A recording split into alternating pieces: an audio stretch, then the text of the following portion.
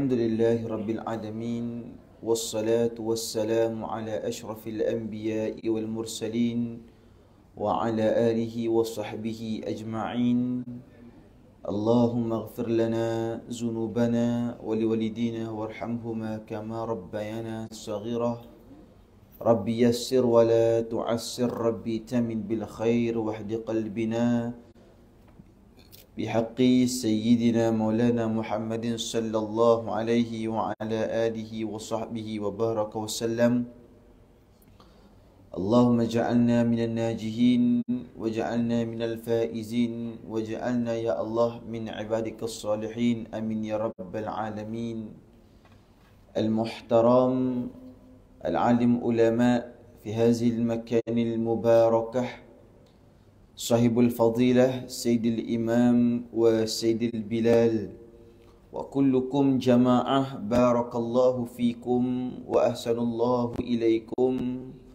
السلام عليكم ورحمة الله وبركاته. الحمد لله وشكرا لله، صلاة وسلاman daimaini ala Rasulillahil Amin. Segala puji dan syukur kita rafa'kan kepada Allah Subhanahu wa taala, kerana Allah taala telah memberikan izin dan kurnia untuk kita semua berada pada malam yang baik ini, malam yang berkat ini. Dan kita bermohon kepada Allah Subhanahu wa taala, mudah-mudahan pertemuan kita pada malam ini menjadikan kita di kalangan orang-orang yang sungguh mulia, yang mendapatkan pandangan rahmat daripada Allah Ta'ala, dan memberikan kepada kita semua keselamatan di dunia dan di akhirat, insya-Allah, amin ya rabbal alamin. Dan para jemaah yang dimuliakan oleh Allah Ta'ala, dalam Al-Quran Allah Subhanahu wa taala disebut, a'udzubillahi minasyaitonirrajim, walahu man fis samawati wal ard وَمَنْ إِنْدَهُ لَا يَسْتَكْبِرُونَ عَنْ عِبَادَتِهِ وَلَا يَسْتَحْسِرُونَ. Disebutkan kepada kita dan kesemuanya yang berada di atas langit dan bumi itu, Allahumma salli ala Muhammad wa ala alihi wasallam, itu kepunyaannya tak lain tak bukan hanyalah kepunyaan daripada Allah Subhanahu wa taala. Semuanya adalah merupakan milik Allah. Dan diperbahaskan lagi oleh para alim ulama, disebutkan waman indahu la yastakbiruna an ibadatih, dan para malaikat itu tidak pernah takabur dengan ibadahnya, wala yastahsirun, dan dia juga tidak pernah letih beramal kepada Allah. Dalam surah Ar-Ra'd ini ayat nombor 19, apa yang kita dapat dalam surah Al-Anbiya ayat nombor 19 pada saat ketika ini, apa yang dapat kita fahami pada sekarang ini, ayah dan ibu yang dimuliakan oleh Allah Subhanahu wa taala, adalah kenapa para malaikat dapat kekal lama di syurga Allah Taala. Kenapa malaikat dapat kekal lama konsisten dengan kemuliaan? Sebab satu je, sifat malaikat ni la yastakbirun, dia tak pernah rasa diri dia besar. Itu dalam Al-Anbiya ayat nombor 19. Maksud dia apa? Kalau seseorang itu dia tak pernah rasa diri dia besar, dia tak pernah rasa diri dia mulia, Allahumma salli ala Muhammad, maka insya-Allah dia akan konsisten ada kat tempat mulia. Tapi kalau dia rasa diri dia mulia, contohnya iblis. Iblis ni dia diterajang keluar daripada syurga Allah Subhanahu wa taala atas beberapa sebab utama. Perkara pertama sekali, Allahumma salli ala Muhammad, adalah kerana dia merasakan dirinya mulia. Dan pada saat ketika itu, Allahumma salli ala Muhammad wa ala alihi wasallam, dia merasakan bahawa dialah yang mempunyai segala-galanya. Jadi sebab itu, ayah dan ibu yang dimuliakan oleh Allah Subhanahu wa taala, apabila kita bercakap tentang Allah, apabila kita bercakap tentang kemuliaan terhadap agama ini, maka haruslah kita faham bahawa jalan lurus yang paling hebat dan jalan lurus yang paling mulia adalah kita menjadi hamba Allah Ta'ala yang tidak takabur pada apa yang Allah Ta'ala berikan pada kita. Dan sebab itu, punca kenapa malaikat kekal ke atas sana. Dan kita nak bercakap tentang tajuk kita malam ini juga, artinya adalah kembali bertaut. Ya, kembali bertaut, kenapa? Maklumlah, baru-baru ni, Allahumma salli ala Muhammad, kita pun dah baru habis pilihan raya negeri, tuan-tuan. Tangan ni bak kata saudara kita tadi dah lama tak berinai-inai dengan dakwat tadi. Ustaz pun inai, inai pula dah. Dengan dakwat ni tadi, Allahumma salli ala Muhammad.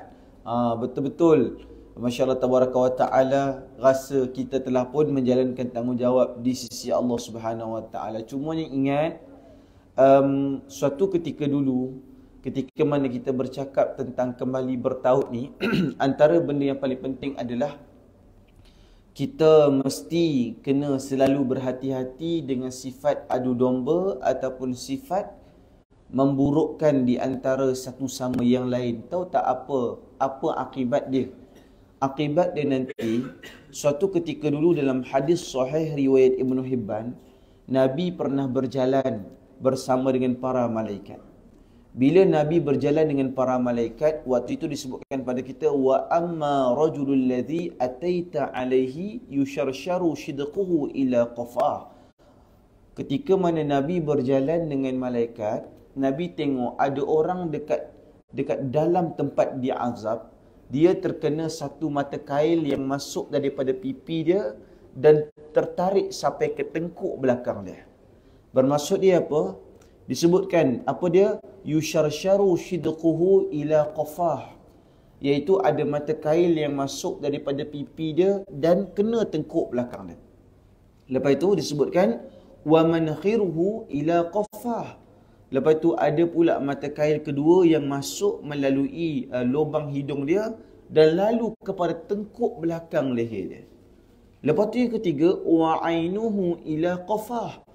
Lepas tu daripada mata tu, masuknya mata kail itu, mata kail dengan besi yang sangat kasar, ini hukuman kepada manusia. Dan mata kail tu terkena dengan tengkuk belah belakang. Jadi ayah dan ibu yang dimuliakan oleh Allah, Allahumma salli ala Muhammad, bila Nabi tengok ada satu orang ni, bila sampai di hadapan Allah, mata kail yang pertama masuk daripada pipi, kena tengkuk belakang. Mata kail yang kedua, kena daripada hidung dan keluar daripada tengkuk belakang. Mata kail yang ketiga, kena daripada mata dan keluar sampai ke tengkuk belakang ni, seolah-olah di tempat keluarnya suara. Lepas tu disebutkan, kenapa jadi macam itu? Fa innahu rajulu yaqdu min baitihi.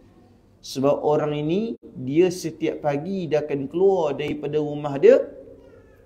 Fayakzibul kasbata tablughul afaqa. Dia akan keluar daripada pagi dan dia akan menyebarkan semua pembohongan pada seluruh ufuk penjuru dunia. Dia fitnah orang, dia tipu orang, dia bawa naratif yang tidak tepat dan dia bawa realiti yang palsu. Maka waktu itu orang macam ini di hari akhirat, orang yang pandai berucap, orang yang pandai bercakap, yang ucapannya itu menyebabkan orang sekagum dengan dia. Tapi dengan dalam ucapan kekaguman itu pada dia merasa gairah. Sehingga bila dia rasa gairah, dia pada saat ketika itu, Allahumma salli ala Muhammad, tersilap pada ucapan dia. Setiap hari dia buat macam itu. Jadi orang yang buat macam itu di hari pembalasan nanti, ayah dan ibu yang dimuliakan oleh Allah, apa yang akan berlaku? Dia akan kena 3 mata kail berdasarkan hadis sahih riwayat Ibnu Hibban. Barang siapa yang selalu adu domba, keluarkan fitnah dan juga kata buruk pada insan, maka dia akan kena 3 mata kail utamanya. Mata kail yang pertama, masuk pipi, keluar tengkuk belakang. Mata kail kedua, masuk hidung, keluar pada tengkuk belakang. Mata kail yang ketiga, masuk daripada mata dan keluar melalui tengkuk belakang. Ayah dan ibu yang dimuliakan oleh Allah Subhanahu Wa Taala. Sebab itu saya nak bagi tahu dalam keberadaan yang sangat-sangat jelas. Marilah kita bersama-sama menjadi hamba Allah Ta'ala yang tenang dan tenteram. Ayah dan ibu yang dimuliakan oleh Allah Ta'ala, biarlah apapun yang berlangsung dalam kehidupan ataupun apapun yang menjadi perbalahan di antara manusia, tetapi kita mesti jadi hamba Allah Ta'ala yang cukup luar biasa. Orang yang matang dalam hidup ni, dia kena belajar daripada apa yang disebut dalam kitab Al-Imam Al-Ghazali, dalam kitab ini Ihya Ulumuddin. Suatu ketika dulu, ada satu syekh ni, syekh besar, nama dia Syekh Syaqiq Al-Balqi. Syekh Syaqiq ni, dia ada jumpa seorang anak murid dia, namanya adalah Syekh Hatim. Syekh Hatim ni dah berguru dengan dia selama 33 tahun.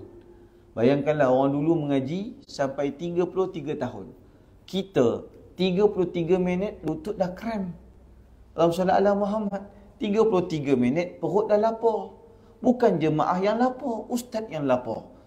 Jadi Allahumma salli ala Muhammad, ayah dan ibu sekalian, kita tak boleh lama kita. Kita asal lama je udah minta jamuan. Kalau lama je udah minta jamuan, artinya makan modal tu semua tu. Jadi ibu sekalian, Syekh Hatim ini belajar dengan Syekh Syakik sampai 33 tahun. Sampai suatu masa, Syekh Syakik bertanya kepada Syekh Hatim, "Wahai Hatim, selama 33 tahun kau mengaji dengan aku, apakah pelajaran yang kau dapat?" Dia kata, "Sumpah wahai guruku, selama 33 tahun aku hanya dapat 8 masalah saja dengan kau." Maka guru dia kata, "Inna lillahi wa inna ilaihi raji'un." Ini musibah. 33 tahun kau belajar dengan aku, tetapi 8 perkara saja kau dapat.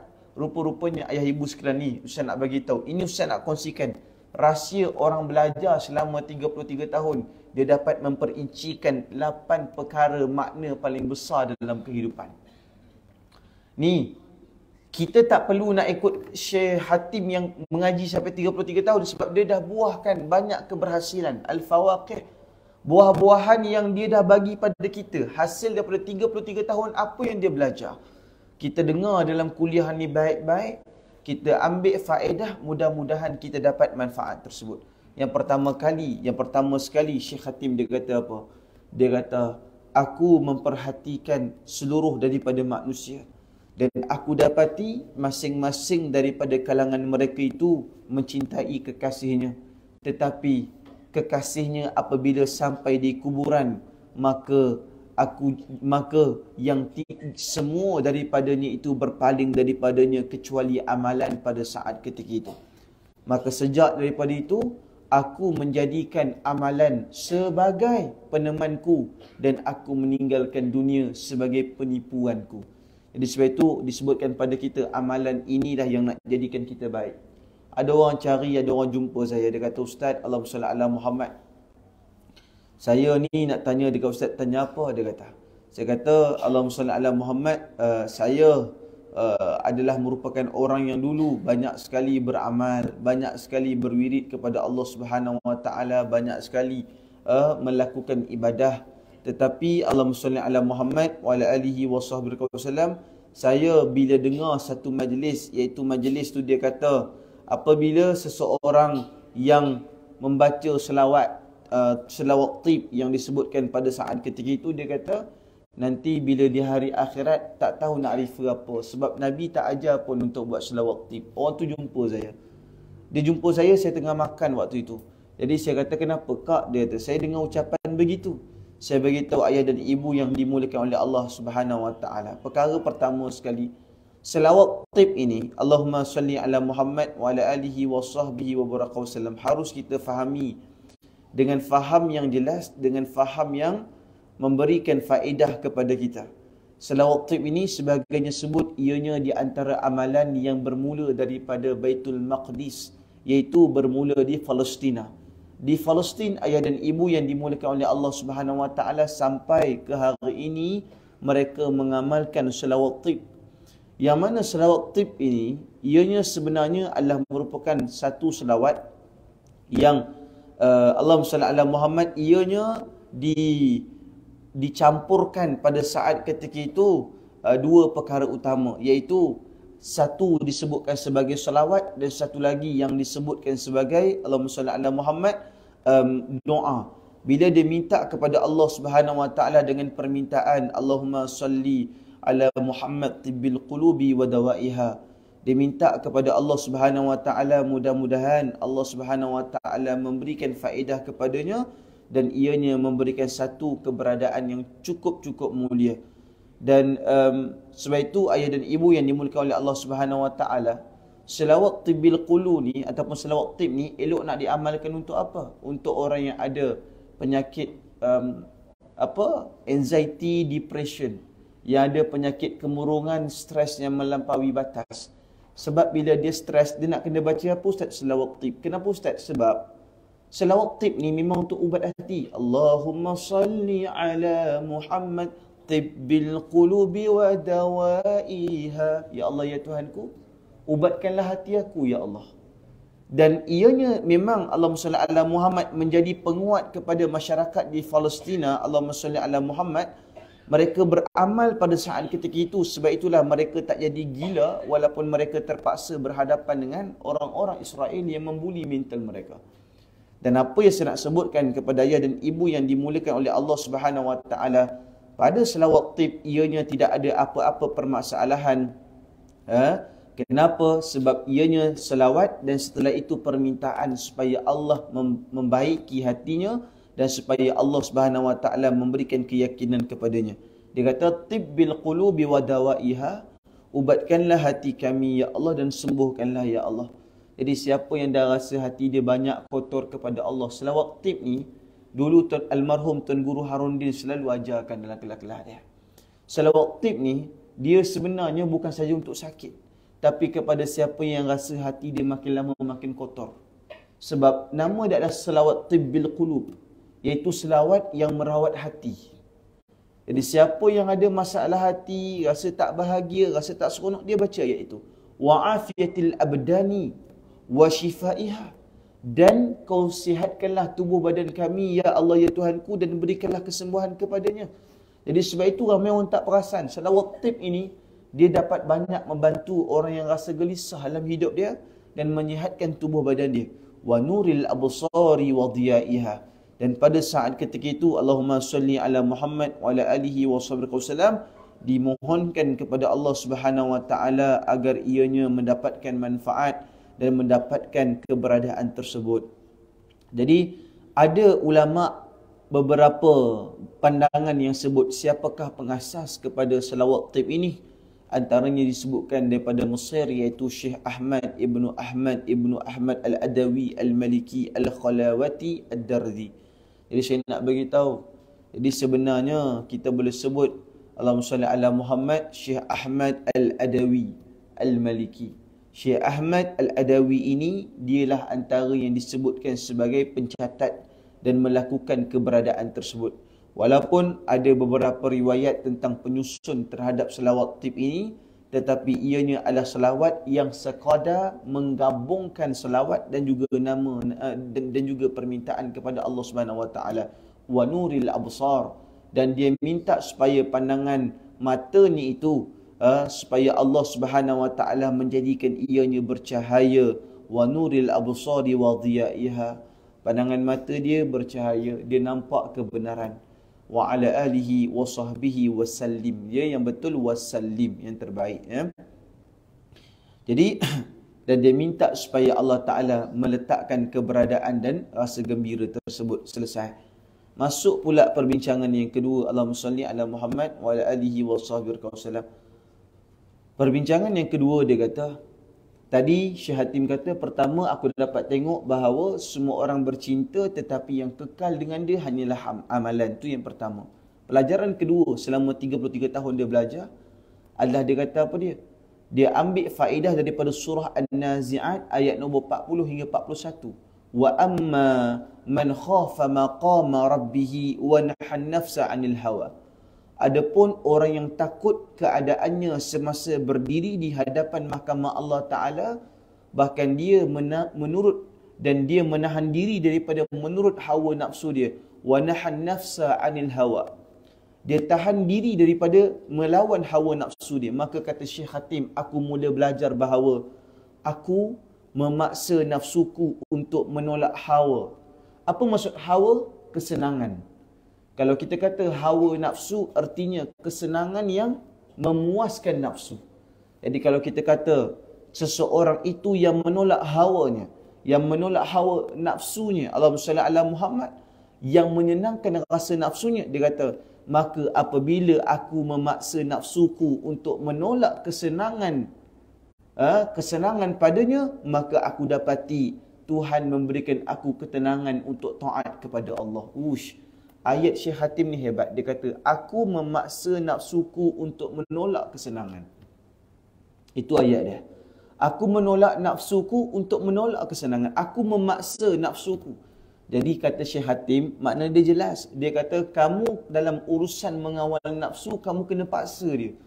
kalau kamu tak paksa nafsu, maka nafsu akan memaksa kamu melakukan kejahatan kat atas dunia ni. Dia akan tekan kita. Antara cara iblis dia menjadikan perkara haram itu terlihat indah pada pandangan mata kita. Kita rasa macam seronok sangat.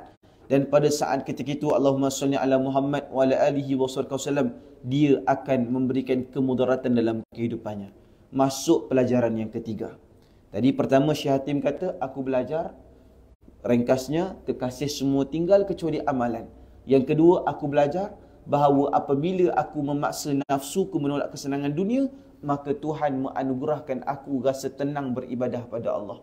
Ustaz nak bagi tahu, siapa yang waktu tengah semayang tak rasa tenang, sebenarnya dirinya sedang dikuasai oleh hawa nafsunya.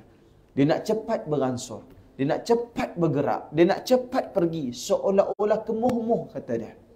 Sebenarnya dirinya dipelopori dengan nafsu dia. Kita pernah sembahyang macam itu. Kita pernah rasa sembahyang nak segera. Kenapa? Kerana nafsu telah pun menarik kepada perkara lain yang dilihat lebih lazat di hadapan Allah Ta'ala. Saudara, muhasabah. Kalau tengah waktu itu berlaku, Allahu Akbar. Ya Allah, kenapa rasa nak cepat ni? Ni nafsu. Kenapa rasa takut manusia lain? Ternanti-nanti ini nafsu. Allahumma salli ala Muhammad. Nafsu dijadikan kita sebersalah juga dengan manusia lain, tapi tak sebersalah dengan Allah Subhanahu Wa Taala. Dijadikan kita begitu. Dijadikan kita seolah-olah harus kelihatan sempurna di hadapan manusia, sehingga tidak harus kelihatan baik di hadapan Allah Subhanahu Wa Taala. Tergesa-gesa kita. Pelajaran yang ketiga. Itu baru dua pelajaran Syekh Hatim dapat. Kita rasa cukup luar biasa. Yang kedua dia kata, yang ketiga dia kata, aku melihat seluruh manusia ini, dia bekerja-kerja untuk mendapatkan sesuatu yang berharga ke atas dunia ni.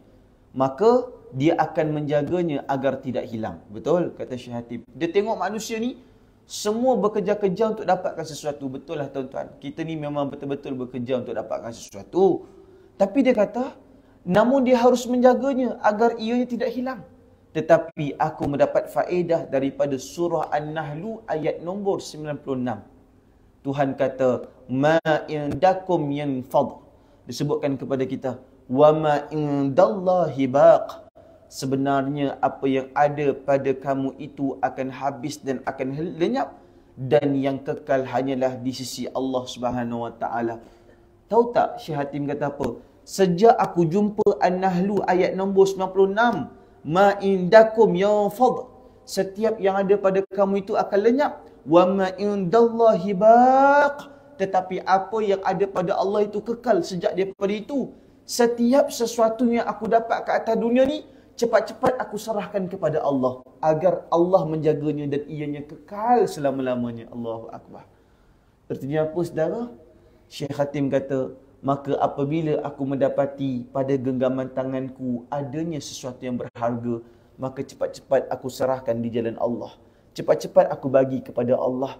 Supaya apa dia? Supaya Tuhan tetap menjaganya dan ianya agar tetap kekal menjadi milikku selama-lamanya. Ayah dan ibu yang dimuliakan oleh Allah, apa yang Syekh Hatim cakap ni betul. Kan? Kita bila dapat sesuatu, apa yang kita buat, cepat-cepat masuk akaun. Takut kena cukai. Takut kena cukai. Abang nampak dompet tebal tu bang. Abang dia pun tebal, memang tebal. Tapi bila buka banyak resit tuan-tuan sekalian. Resit Speedmart yang gelap tu biasalah tu tuan-tuan. Resit Speedmart, resit Maiden, resit banking. Tebal memang tebal yang, tapi banyaknya resit. Allahumma salli ala Muhammad.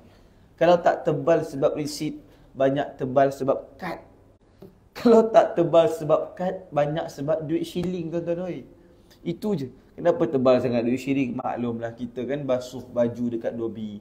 Jadi nak kena ada duit shilling. Jadi sebab itu kadang-kadang jangan disangkakan dompet tebal itu banyak duitnya. Kadang-kadang resit yang banyak tuan-tuan. Nak minta claim tapi tak dapat. Jadi sebab itu ayah dan ibu yang dimuliakan oleh Allah Subhanahu Wa Taala, itu keberadaannya. Satu. Jadi itu yang ketiga. Dia kata, bila aku jumpa An-Nahlu 96 ini, maka aku bila dapat sesuatu ke atas dunia, cepat aku serahkan kepada Allah supaya Allah mengekalkan ianya. Betul lah orang kata, apa yang kamu keluarkan di atas jalan Allah itu, itulah untuk kamu, kan?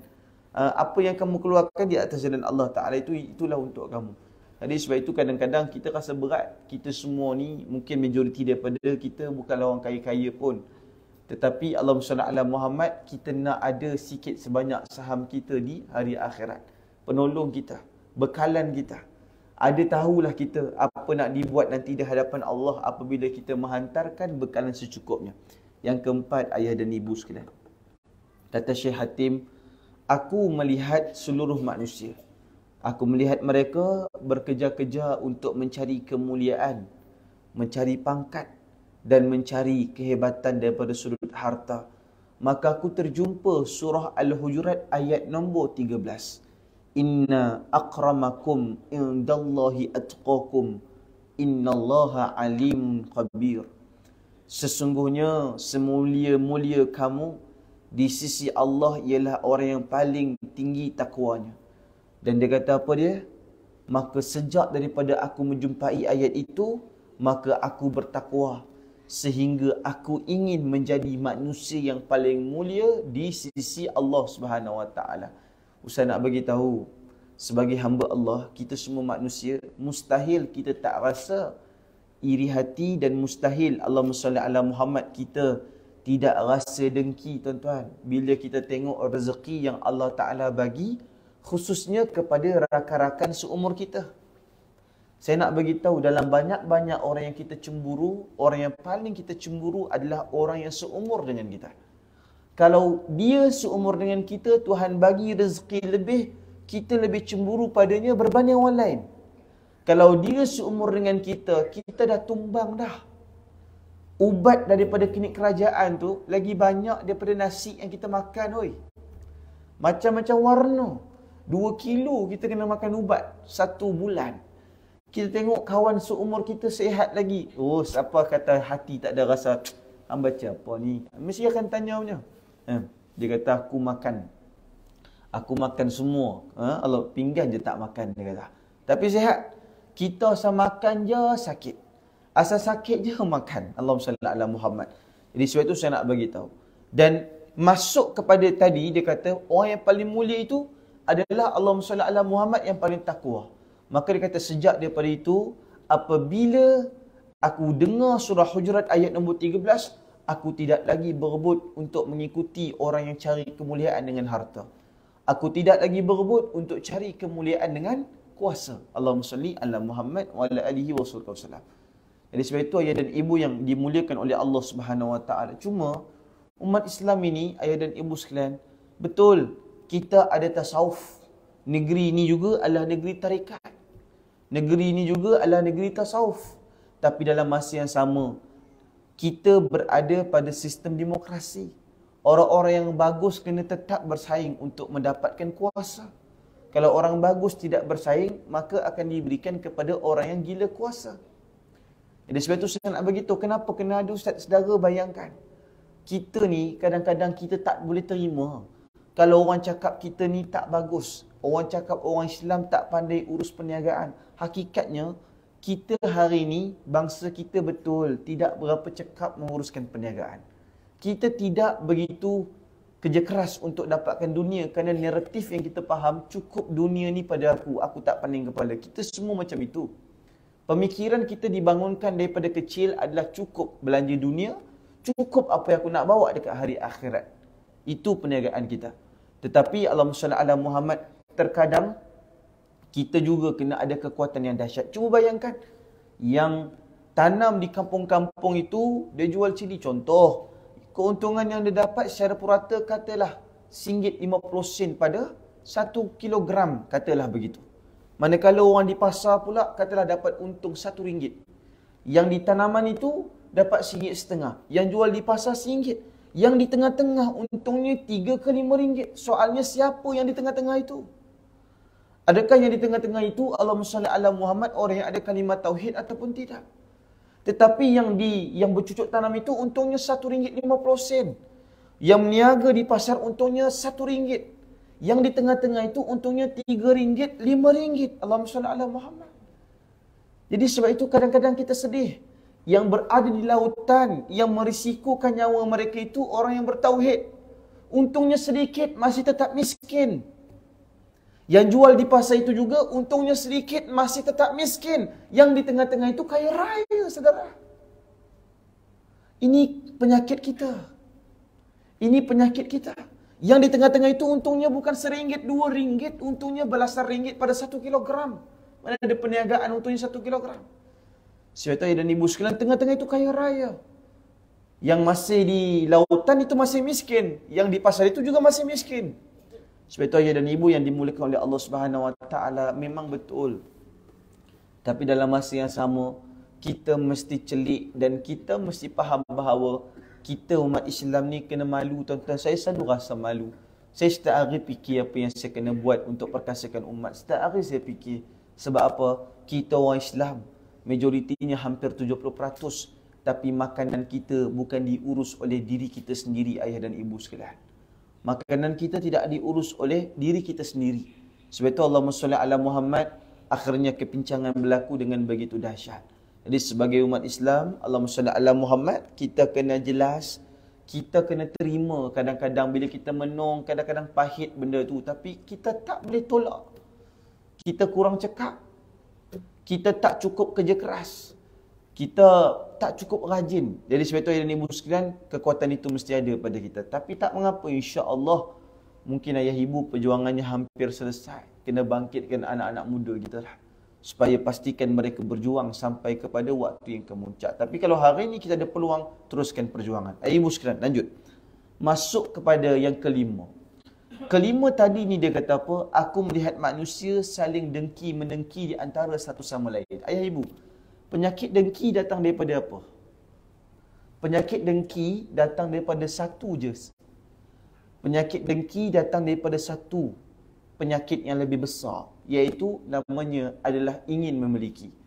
Barang siapa yang ada penyakit dengki, ketahuilah sebenarnya anda ingin memiliki apa yang belum anda miliki. Sebab itu ingat, kalau ada orang yang dengki pada kita, doakan dia supaya Allah kurniakan apa yang dia belum miliki. Sebab penyakit dengki datang daripada sifat ingin memiliki. Tetapi Tuhan belum bagi dekat dia. Bila tengok kita ni semua ada, bila kita tengok, ya Allah hebatnya dia memiliki, tak apa. Jadi macam ustaz, macam mana nak ubat hati saya?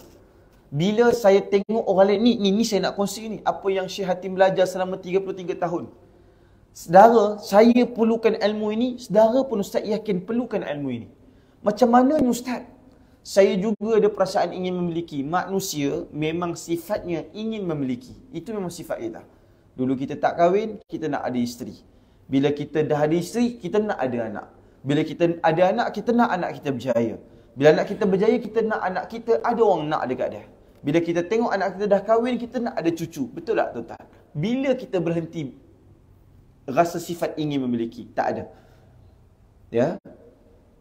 Jadi sebab itu ya ibu sekalian, ustaz, jadi macam mana ubatnya? Ubatnya dalam surah Az-Zukhruf ayat nombor 32. Syekh Hatim kata, apabila aku melihat manusia saling dengki, mendengki dan iri hati, kemudian aku jumpa firman Allah, nahnu qasamna bainahum ma'isyatahum fil hayati dunya. Kami telah membahagi-bahagikan antara mereka keperluan hidup mereka dalam kehidupan di dunia ini.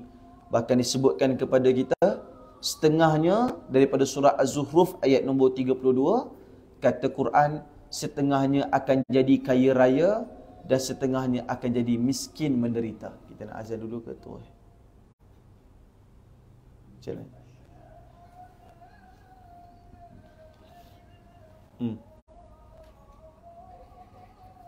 Azan. Baik, kita bagi laluan kepada azan insya-Allah. Fadhal.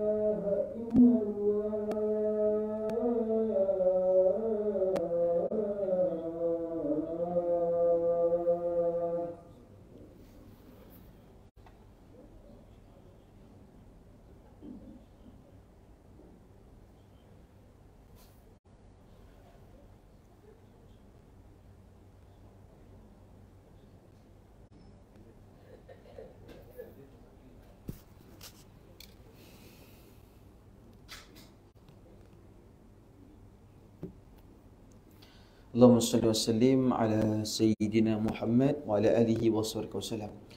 Jadi dalam surah Az-Zukhruf tadi ayat nombor 32 Tuhan kata nahnu qassamna bainahum ma'isyatahum. Kami telah membahagikan kepada mereka segala keperluan hidup mereka fil hayati dunia, dengan kehidupan ke atas dunia ni.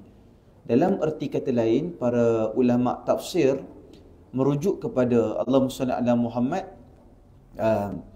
Abu Hayyan disebut kepada kita bahawa sebahagiannya Allah Ta'ala menjadikan kaya raya dan sebahagiannya Allah Ta'ala menjadikan dia akan derita, ayah dan ibu yang dimuliakan oleh Allah Subhanahu Wa Ta'ala. Jadi maksud dia apa? Ke atas dunia ni kita memang ada bahagian kita masing-masing. Surah Zukhruf ayat nombor 32. Nahnu qasamna bainahum ma'isyatahum. Kami telah bahagikan mereka segala keperluan hidup mereka. Jadi sebenarnya apa yang kita dapat sekarang ni adalah apa yang telah Tuhan bahagikan kepada kita. Ada di kalangan kita memang akan hidup kaya raya, tetapi ada di kalangan kita memang akan hidup miskin, menderita. Ya. Tapi janganlah kita rasa duka cita. Ada orang beritahu saya, dia kata, Ustaz, kalau betul Allah tu penyayang, kenapa Allah Ta'ala cipta syurga neraka? Ini soalan daripada orang-orang liberal. Dia kata kalau Allah tu penyayang, kenapa tiba-tiba ada hari Allah Ta'ala nak murka? Kenapa ada hari Allah Subhanahu Wa Ta'ala nak pergi seksa orang? Dia kata kalau Allah tu penyayang. Maka bila soalan liberal ini datang, jawapan dia mudah saja. Oleh kerana Allah penyayanglah Allah Ta'ala buat syurga neraka. Yang buat baik ke atas dunia Tuhan beri ganjaran, yang buat kezaliman kepada orang lain Tuhan berikan balasan. Bayangkan tak ada syurga neraka, bagaimana orang buat jahat ke atas dunia? Kezaliman dia tak berhenti, Allahumma salli ala Muhammad, tapi tak ada pembalasan. Maksudnya Tuhan tak penyayang kepada hamba yang dia zalimi. Maka maksud penyayangnya Allah, Allah wujudkan hari pembalasan. Ya, jangan kita faham cara liberal faham. Liberal dia kata kalau Tuhan penyayang, kenapa Tuhan ada hari pengazaban? Sebab Tuhan sayanglah kepada orang yang berhak disayangi. Ya, kepada orang yang cinta dan kasih kepada Allah Subhanahu Wa Ta'ala. Selesai. Yang keenam kata Syekh Hatim, aku keliru melihat manusia yang saling zalim menzalimi di antara satu sama lain. Betul. Dan sebahagian daripada mereka menzalimi sebahagian mereka yang lain, dia kata. Dan disebut kepada kita, aku keliru kenapa aku melihat manusia saling bermusuhan di antara satu sama lain. Dan dia kata, sampailah aku jumpa firman Tuhan dalam surah Fatir ayat nombor 6, inna syaitana lakum adu. Sesungguhnya syaitan itu adalah musuh bagi kamu. Dia kata, Fattakhidhuhu aduwa, maka jadikanlah dia musuhmu. Saya nak beritahu ibu sekalian, sebenarnya musuh di antara manusia dengan manusia bukan manusia, tetapi musuh di antara manusia dengan manusia adalah syaitan yang menyuruh dia untuk buat kejahatan. Syaitan itulah yang menyuruh manusia. Syaitan itulah yang bagi tahu kepada dia, jom buat pengkhianatan kepada manusia ini. Jom kita buat kezaliman kepada dia ini. Kenapa Ustaz? Sebab betul, bila Quran kata macam itu, dia sabit dengan hadis sahih yang Nabi sebut, manusia itu, Allahumma salli ala Muhammad, ada dua jenis korin. Apa maksud korin? Pendamping. Korin artinya pendamping. Satu, wa qarinuhu minal jinni, pendamping di kalangan jin. Wa qarinuhu minal malaikati, dan pendamping di kalangan malaikat. Maksud korin tak semestinya jahat. Yang jahat itu jin korin. Yang baik itu adalah malaikat, boleh disebut juga sebagai malaikat korin. Setiap manusia ada dua korin, bukan satu korinnya. Sebab itu saya tahu manusia kita majoriti faham korin dia jahat. Sampailah saya jumpa member saya, nama dia Korin Al-Maduri. Aku cakap, kau tak ada nama lain ke? Dah lah Korin, berduri pula tu. Allahumma salli ala Muhammad. Aku pun tak tahu dah mak aku bagi aku nama macam ni. Zaman tu saya tak pernah dengar pun ada nama macam itu. Dan sehinggalah saya faham pendalilan bahawa Korin tak maksud jahat. Korin maksud dia baik. Korin maksudnya pendamping. Korin maksud dia pendamping. Kenapa pula kita kata Korin tu jahat? Tuan-tuan ada pendamping, saya pun ada pendamping. Jadi di kalangan jin Korin, pendamping di kalangan jin. Dan juga malaikat Korin. Dan ada juga malaikat yang akan mendampingi. Ustaz, apa tujuan jin Korin? Ajak kepada kemudaratan. Apa tujuan malaikat Korin? Dia ni akan dua tugasan utama dia. Perkara pertama, dia akan menjadi saksi di hadapan Allah atas setiap perbuatan yang kita lakukan. Tuan-tuan kena ingat, malaikat Korin ni berdasarkan hadis sahih. Bila kita buat jahat, tuan-tuan ingat tak ada saksi ke? Tuhan menghantarkan malaikat untuk menjadi saksi. Yang keduanya, malaikat Korin ini adalah malaikat yang ditugaskan Allah untuk menghumban kita dalam api neraka. Dia penyaksi kepada kita. Sebab dia tengok apa yang kita buat. Jadi sebab itu, jangan kata kita selamat. Tuhan bukan saja memerhati, Tuhan menghantar saksi. Jadi malaikat Korin ini tujuannya menjadi saksi kepada manusia. Jadi sebab itu saya beritahu, tuan-tuan boleh bagi tahu saya tak dekat mana tempat yang tuan-tuan boleh pergi tak ada malaikat. Yang paling dahsyat, tuan-tuan bagi tahu saya kat mana tempat yang tuan-tuan pergi Tuhan tak nampak. Lagi dah tak ada. Malaikat boleh masuk semua tempat. Jadi dia kata, musuh kita antara manusia dengan manusia, dia kata, aku pelik kenapa manusia saling berperang antara mereka, sedangkan mereka perlu tahu musuh utama mereka adalah syaitan. Syaitan lah tuan-tuan yang bisik kat orang. Bila tengok banyak duit, ambil lah duit tu.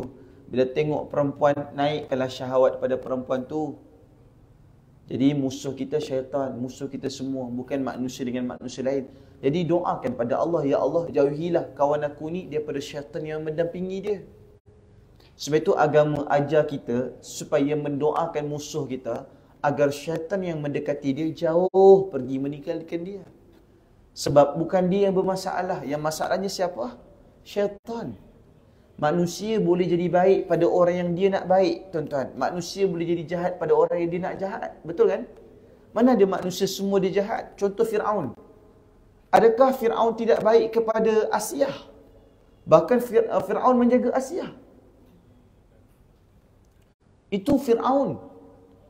Jadi sebab itu saya nak bagi tahu, manusia dia buat baik kepada orang yang dia nak buat baik, dan dia buat jahat kepada orang yang dia nak buat jahat.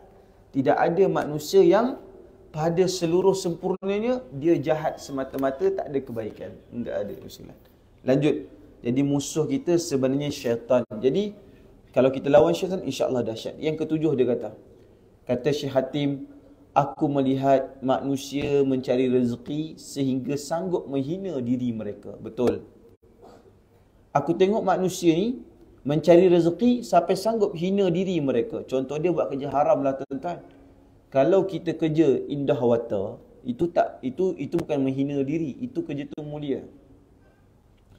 Kalau kita buat kerja yang kotor, berpeluh, busuk, Allahumma salli ala Muhammad, sukar, berhadapan dengan najis, itu tak apa. Tapi dia kata apa dia? Aku tengok manusia ni yang dia sanggup menghina diri dia untuk semata-mata mendapatkan wang, maka dia kata sejak daripada itu aku jumpa surah Hud ayat nombor 6, dia kata aku yakin wa ma min dabbatin fil ardi illa 'ala Allahi rizquha, surah Hud ayat nombor 6. Dan tiada suatu pun makhluk yang bergerak di atas muka bumi melainkan Allah Ta'ala jualah yang menanggung rezekinya. Tuan-tuan, dalam hidup ni mesti ada tanggungan. Tuan-tuan rasa tuan-tuan tanggung anak isteri, betul. Tetapi siapa yang menanggung tuan-tuan? Allah. Siapa yang tanggung kita? Allah. Siapa yang tanggung belanja kita? Allah. Siapa yang tanggung kehidupan kita? Allah Subhanahu Wa Ta'ala. Jadi sebab itu ayah ibu sekalian, itu kekuatan dia. Manakala yang ke-8 dan pengakhirannya ayah ibu sekalian, dia kata, aku melihat manusia banyak bertawakal kepada makhluk. Tuan-tuan tahu tak apa contoh orang bertawakal? Pertama, orang yang bertawakal kepada ubat. Dia tak ada ubat, dia rasa tak selamat. Ada juga orang yang bertawakal dengan duit pencen. Ada juga orang yang bertawakal dengan duit gaji hujung bulan. Dan aku juga melihat orang bertawakal dengan kebunnya. Sehinggalah pada saat ketika itu, yang paling dahsyat adalah ada orang yang bertawakal pada insurannya ataupun pada takafulnya. Sehinggalah aku jumpa apa yang disebutkan dalam surah At-Talaq, wa man yatawakkal 'ala Allahi fahuwa hasbuh, dia kata. Dan barang siapa yang serah, apa maksud tawakal? Berserah diri. Maksud tawakal itu apa dia? Menyerahkan dirinya. Wa man yatawakkal 'ala Allahi fahuwa hasbuh. Barang siapa yang tawakalkan dirinya kepada Allah, maka Allah cukup baginya dan Allah Subhanahu Wa Ta'ala akan menolongnya. Ayah dan ibu yang dimuliakan oleh Allah Ta'ala, maka sejak daripada itu hidup aku tenang sebab aku meletakkan tawakal aku kepada Allah. Jadi kesimpulannya ada 8 benda utama belajar tadi. Yang pertama, dia belajar berkenaan tentang manusia semua yang mencintai kekasihnya, tetapi kekasihnya meninggalkan ianya dan akhirnya amalan saja disimpan. Yang keduanya, dia belajar apabila dia memaksa hawa nafsu dia menolak kesenangan, maka Tuhan menghadiahkan dia ketenangan. Yang ketiga, dia belajar ma indakum yang fad, apa yang ada pada badan kamu akan lenyap. Betul tuan-tuan? Kesihatan kita akan lenyap, kudrat kita juga akan lenyap, tetapi apa yang ada pada Allah akan kekal selama-lamanya. Wa ma indallahi baq. Yang keempat, Allahumma salli ala Muhammad, aku belajar bahawa manusia itu tidak dimuliakan dengan harta, tetapi dimuliakan dengan takwa kepada Allah. Maka aku berusaha menjadi orang bertakwa agar aku mulia. Yang kelima, aku belajar manusia saling berdengki, tetapi akhirnya Az-Zukhruf 32 sebut, aku telah bahagikan manusia, ada yang miskin, ada yang kaya, ada yang derita, ada yang bahagia. Tuan-tuan, orang Melayu cakap, kita masing-masing dah ada bahagian kita masing-masing. Yang keenam, aku melihat manusia saling bercakaran antara satu sama yang lain, tetapi aku dapati rupa-rupanya syaitan adalah penggerak kepada kebencian manusia. Surah Fatir ayat nombor 6. Dan dia kata lagi pada ayat nombor 7, pada ilmu nombor 7, dia kata, aku tengok manusia sanggup hina diri dia untuk tanggung belanjanya, padahal dalam surah Hud ayat nombor 6, aku jumpa firman Tuhan kata, maka pada saat ketika itulah setiap yang melata makhluk di atas muka bumi ini, illa 'alallahi rizquha, maka Tuhan akan menanggung rezekinya. Sakit dia Tuhan akan tanggung, perit dia Tuhan akan tanggung. Tuan-tuan sekalian, tidaklah orang itu kalau dia miskin dia mati, tidak begitu. Manakala yang ke-8, aku melihat manusia banyak bertawakal kepada makhluk, namun pada akhirnya Allahumma salli ala Muhammad, aku melihat bahawa apabila dia aku menjumpai dalam surah At-Talaq berkenaan tentang orang yang bertawakal kepada Allah, maka cukup sempurna, maka aku yakin kepada Allah Ta'ala. Hidayah dan ibu sekalian, mudah-mudahan pertemuan kita pada malam ini memberikan faedah kepada kita. Mohon ampun dan maaf terlanjur bicara, terlewat waktu. Terima kasih banyak-banyak. Sama-sama kita tutup majlis kita dengan selawat Imam Asy-Syafi'i, insya-Allah.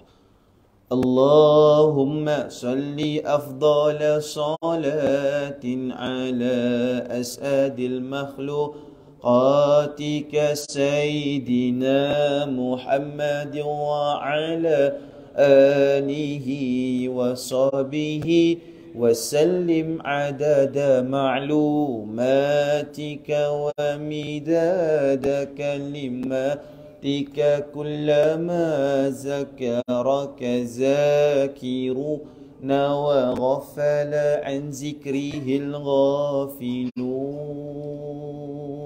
وصلى الله على سيدنا محمد وعلى آله وصحبه وسلم والحمد لله رب العالمين. Assalamualaikum warahmatullahi wabarakatuh.